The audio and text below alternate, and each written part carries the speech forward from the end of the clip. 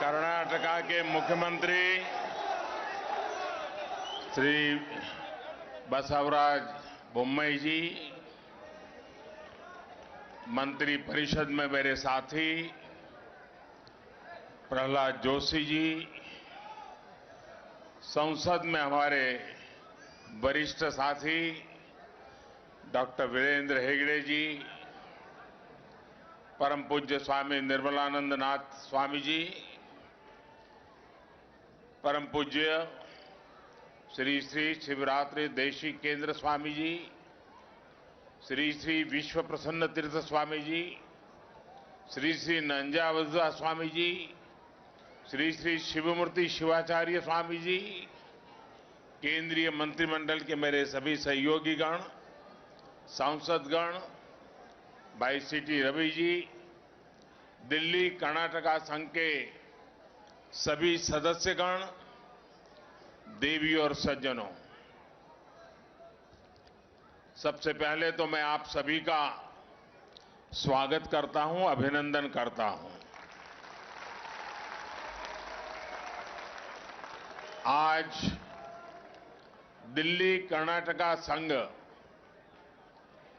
एल्लादुरु इरु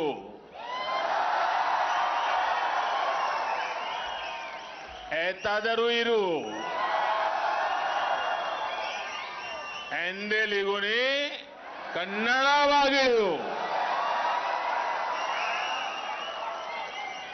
ऐसी गौरवशाली विरासत को आगे बढ़ा रहे हैं। दिल्ली कर्नाटका संघ के 75 वर्षों का यह उत्सव ऐसे समय में हो रहा है जब देश भी आजादी के 75 वर्ष का अमृत महोत्सव मना रहा है। जब हम 75 वर्ष पहले की परिस्थितियों को देखते हैं, उनका आकलन करते हैं, तो हमें इस प्रयास में भारत की अमर आत्मा के दर्शन होते हैं। दिल्ली कर्नाटका संघ का गठन दिखता है कि आजादी के उस प्रथम पहर में किस तरह लोग देश को मजबूत करने के मिशन में जुट गए थे। मुझे खुशी है कि आज आजादी के अमृत काल के पहले प्रहर में भी देश की वो ऊर्जा, वो समर्पण आज उतना ही जीवंत नजर आता है।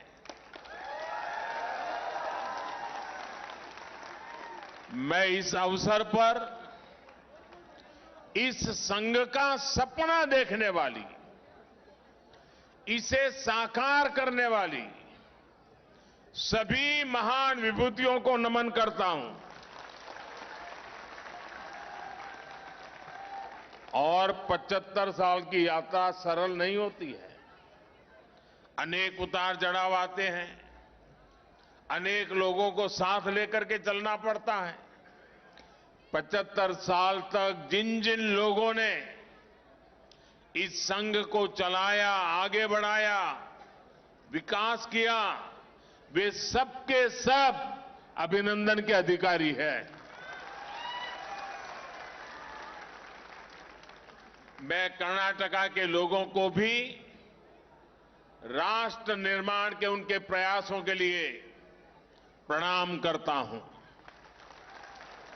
साथियों, भारत की पहचान हो, भारत की परंपराएं हो या भारत की प्रेरणाएं हो, कर्नाटका के बिना हम भारत को परिभाषित नहीं कर सकते।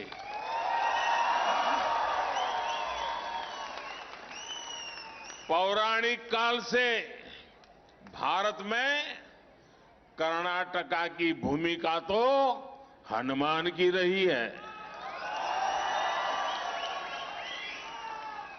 हनुमान के बिना न राम होते हैं न रामायण बनती है। युग परिवर्तन का कोई मिशन अगर अयोध्या से शुरू होकर रामेश्वरम जाता है तो उसको ताकत कर्नाटका में ही मिलती है। भाइयों बहनों, मध्यकाल में भी जब आक्रांता भारत को तबाह करने का प्रयास करते हैं और सोमनाथ जैसे शिवलिंग तोड़े जाते हैं तो कर्नाटका के देवरा दासिमैया, मादरा चिन्नैया, डोहर कक्कैया और भगवान बसवेश्वरा जैसे संत जन जन को इष्टलिंग से जोड़ देते हैं। जब देश पर बाहरी ताकतें हमला करती है तो रानी अबक्का, ओनाके ओबावा, रानी चेन्नम्मा और क्रांतिवीरा संगोली रायन्ना जैसे वीर उनके सामने दीवार की तरह खड़े हो जाते हैं। आजादी के बाद भी काशी हिंदू विश्वविद्यालय के पहले वाइस चांसलर महाराजा कृष्णराजा अडियर से लेकर फील्ड मार्शल के.एम. करीबप्पा और भारत रत्न एम. विश्वेश्वरैया तक कर्नाटका ने हमेशा भारत को प्रेरित भी किया है और आकर्षित भी किया है। और अभी हम पूज्य स्वामी जी से काशी के अनुभव सुन रहे थे। साथियों, कन्नड़ा के लोगों ने हमेशा एक भारत श्रेष्ठ भारत के मंत्र को जिया है। उसकी प्रेरणा उन्हें कर्नाटका की धरती से ही मिलती है। राष्ट्र कवि कुवेंपु की रचना नाड़ा गीते हम अभी सभी ने उसको सुना और पूज्य स्वामी जी ने भी उसकी व्याख्या की। कितने अद्भुत बोल है। जय भारत जननी या तनु जाते, जय है कर्नाटका माते। कितनी आत्मीयता से उन्होंने कर्नाटका माते की स्तुति की है। इसी में उन्होंने कहा है कि वो भारत माता की तनु जाते हैं। इस गीत में भारत भर की सभ्यता का भी वर्णन है और कर्नाटका के महत्व और भूमिका का भी जिक्र है। जब हम इस गीत के भाव को समझ लेते हैं तो हम एक भारत श्रेष्ठ भारत की भावना को भी समझ जाते हैं। साथियों, आज जब भारत G20 जैसे बड़े वैश्विक समूह की अध्यक्षता कर रहा है तो लोकतंत्र की जननी, मदर ऑफ डेमोक्रेसी के रूप में हमारे आदर्श हमारा मार्गदर्शन कर रहे हैं। अनुभव मंटपा के जरिए भगवान बसवेश्वरा के वचन, उनके लोकतांत्रिक उपदेश भारत के लिए एक प्रकाश की तरह है। ये मेरा सौभाग्य है कि मुझे लंदन में भगवान बसवेश्वरा की मूर्ति के लोकार्पण का, हमारे इस गौरव के विस्तार का मौका मिला। साथ ही अलग अलग भाषाओं में उनके वचनों को रिलीज करने का मुझे अवसर भी मिला। ये उपलब्धियां इस बात का सबूत है कि कर्नाटका की विचार परंपरा भी अमर है उसका प्रभाव भी अमर है। साथियों, कर्नाटका ट्रेडिशंस की धरती भी है और टेक्नोलॉजी की भी धरती है। यहां हिस्टोरिक कल्चर भी है और मॉडर्न आर्टिफिशियल इंटेलिजेंस भी है। अभी आज सुबह ही मैं जर्मन चांसलर से मेरा मीटिंग थी और मुझे खुशी है कि कल से उनका कार्यक्रम बेंगलुरु में हो रहा है। आज G20 समूह की भी एक बड़ी बैठक बेंगलुरु में चल रही है। साथियों, मैं किसी भी राष्ट्राध्यक्ष से मिलता हूं तो मेरा प्रयास होता है कि वो प्राचीन और आधुनिक भारत की दोनों तस्वीरें देखे। ट्रेडिशन और टेक्नोलॉजी, यही आज नए भारत का टेम्परामेंट भी है। आज देश विकास और विरासत को, प्रोग्रेस और परंपराओं को एक साथ लेकर आगे बढ़ रहा है। आज एक और भारत अपने प्राचीन मंदिरों को, सांस्कृतिक केंद्रों को पुनर्जीवित कर रहा है, तो साथ ही हम डिजिटल पेमेंट के मामले में वर्ल्ड लीडर भी बन जाते हैं। आज का भारत हमारी सदियों पुरानी चोरी हुई मूर्तियों को, आर्टिफैक्ट्स को विदेशों से वापस ला रहा है। और आज का भारत विदेशों से रिकॉर्ड फॉरेन डायरेक्ट इन्वेस्टमेंट भी लेकर आ रहा है। यही नए भारत का वो विकास पथ है जो हमें विकसित भारत के लक्ष्य तक लेकर जाएगा। साथियों, आज देश के लिए और कर्नाटका की सरकार के लिए कर्नाटका का विकास एक सर्वोच्च प्राथमिकता है। पहले एक समय ऐसा भी था जब कर्नाटका में सरकार बनाकर लोग यहां के पैसे को बाहर ले जाते थे, लेकिन आज देश का पैसा, देश के संसाधन कर्नाटका के विकास के लिए ईमानदारी से समर्पित किए जाते हैं। आप देखिए, 2009 से 2014 के बीच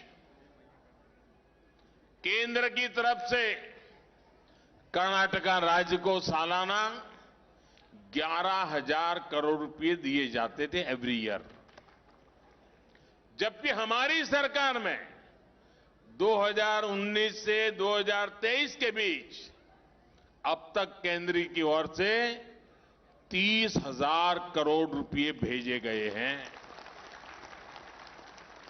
2009 से 2014 के बीच कर्नाटका में रेल परियोजनाओं के लिए कुल मिलाकर 4,000 करोड़ रुपए से भी कम खर्च किए गए, और एक रेल मंत्री तो कर्नाटका के ही थे।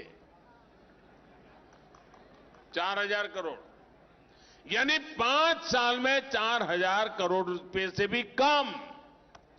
जबकि हमारी सरकार ने इसी बार के बजट में कर्नाटका के रेल इंफ्रास्ट्रक्चर के लिए करीब 7,000 करोड़ रुपए दिए हैं। इस वर्ष की बात कर रहा हूं मैं। नेशनल हाईवेज के लिए भी पिछली सरकार के 5 वर्षों में कुल मिलाकर 6,000 करोड़ रुपए कर्नाटका के लिए दिए गए, लेकिन इन 9 वर्षों में हमारी सरकार ने हर वर्ष 5,000 करोड़ का निवेश कर्नाटका में किया गया। कहां 5 साल में 6,000 करोड़, कहां हर साल 5,000 करोड़।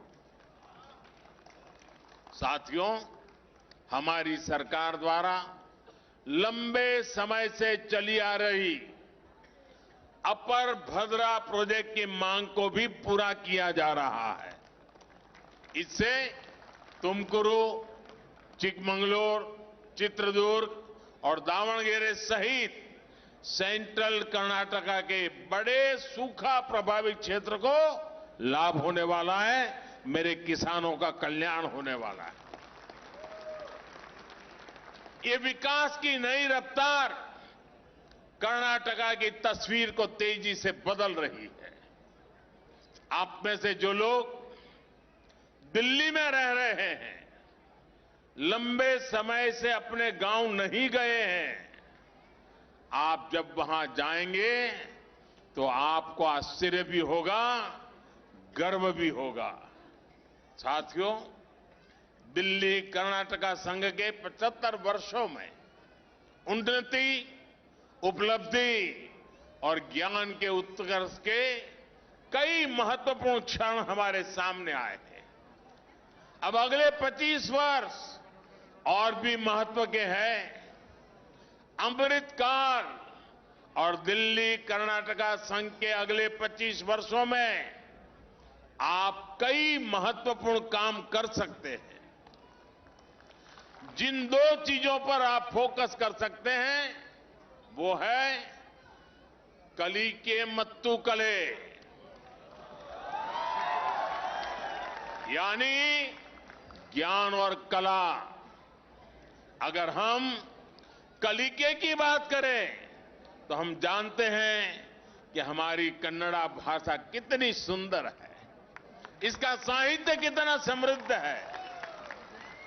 साथ ही साथ कन्नड़ भाषा की एक और विशेषता है, ये वो भाषा है जिसे बोलने वालों में रीडिंग हैबिट बहुत स्ट्रांग होती है। कन्नड़ भाषा के पाठकों की संख्या भी बहुत ज्यादा है। आज किसी कन्नड़ में कोई अच्छी नई किताब आती है तो कुछ ही हफ्तों में पब्लिशर को उसे रीप्रिंट करवाना पड़ता है।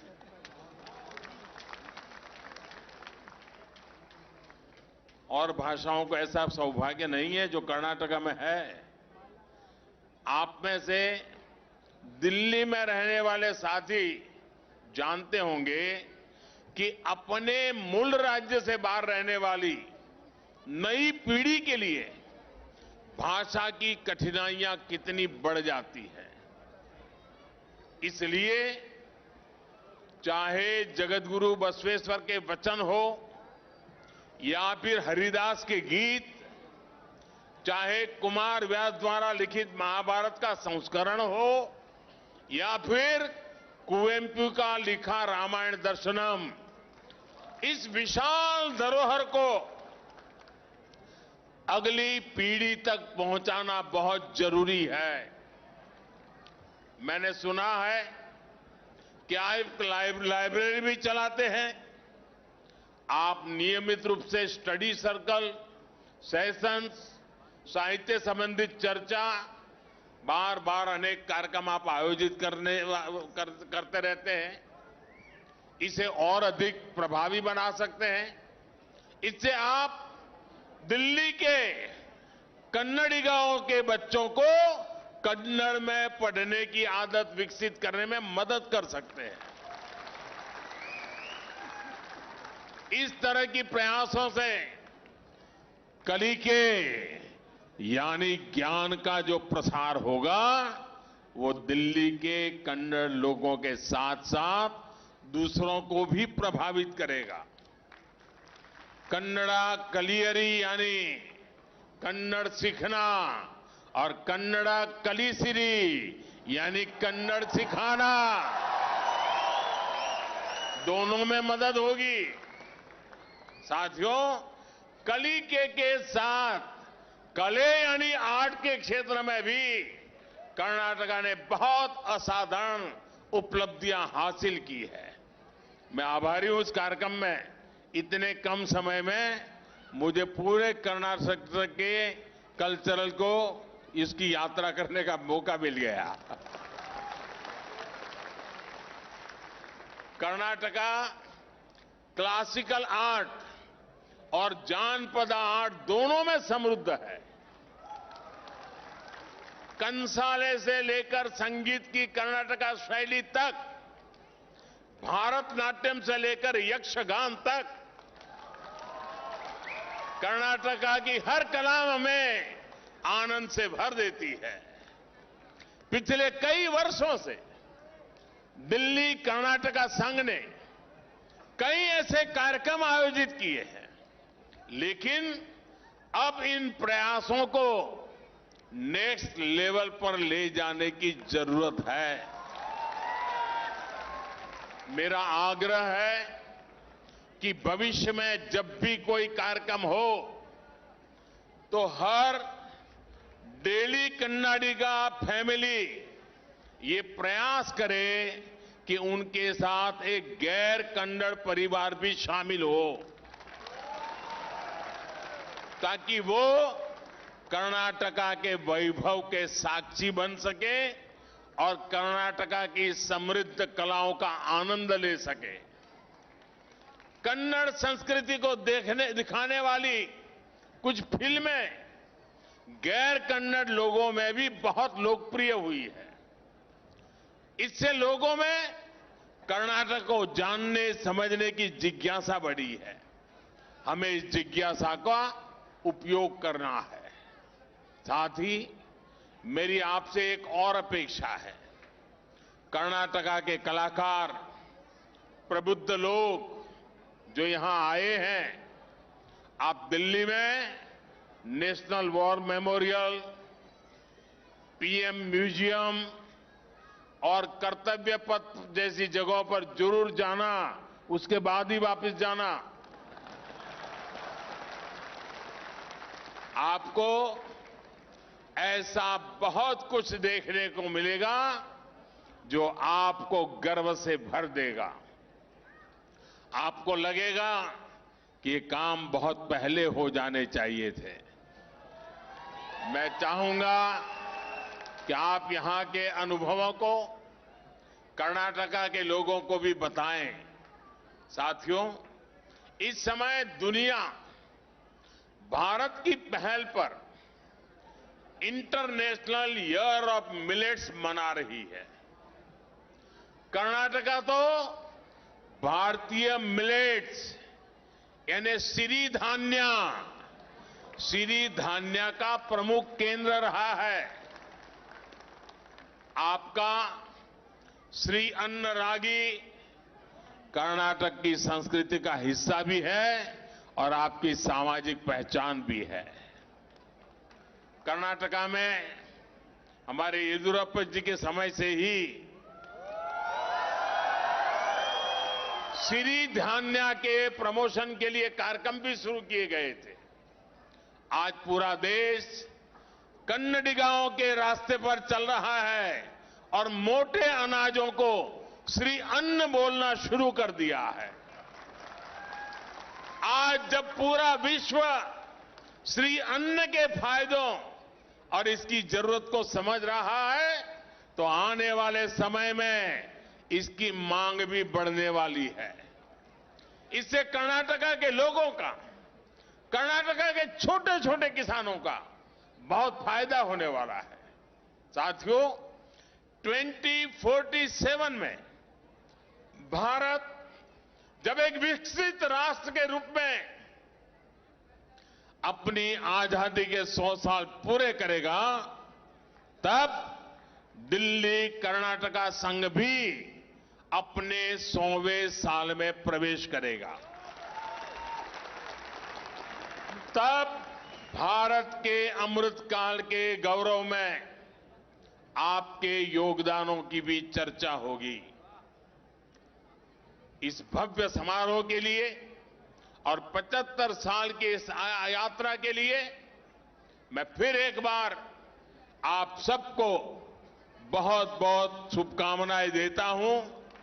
मैं पूज्य संतों का भी हृदय से बहुत आभार व्यक्त करता हूं कि पूज्य संतों ने हमारे बीच आकर के हम सबको आशीर्वाद दिए, हम सबको प्रेरणा दी। मैं पूज्य संतों का भी आशीर्वाद प्राप्त करने के लिए सौभाग्य मुझे प्राप्त हुआ, इसके लिए अपने आप को गौरवान्वित महसूस कर रहा हूं। मैं फिर एक बार आप सबका हृदय से बहुत बहुत धन्यवाद करता हूं। मेरे साथ बोले भारत माता की, भारत माता की, भारत माता की।